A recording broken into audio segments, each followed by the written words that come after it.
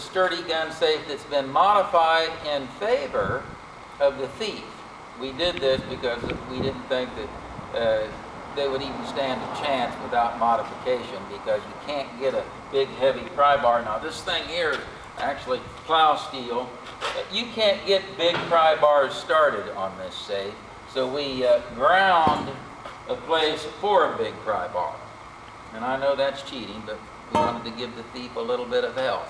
We also cut off the, or I should say remove the deadbolts top and bottom. We only have 2 deadbolts.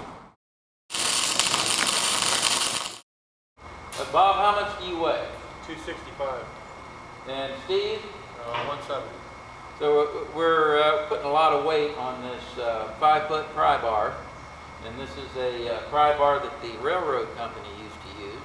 And it is a heavy duty. So let's go ahead and see with the notch there if you can do any good. Start prying on it.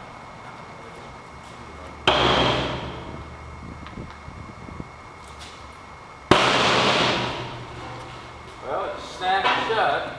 Try it again. Got it almost level.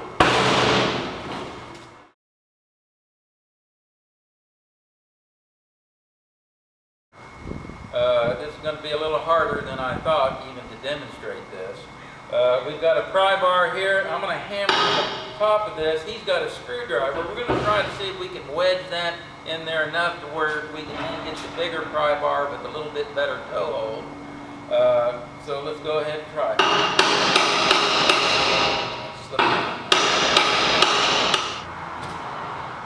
Okay, I got it a little more.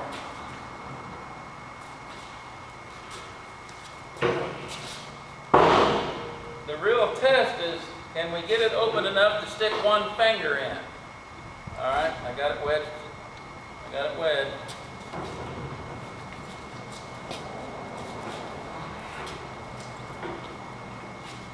That's all your weight, huh? Yeah. Well, you can't get the screwdriver in, so obviously you can't get a finger in. If we had the deadbolts that belonged in this installed, we wouldn't even have had a prayer. We did it this way to show you the rigidness of this thing. Go ahead and take your pry bar out.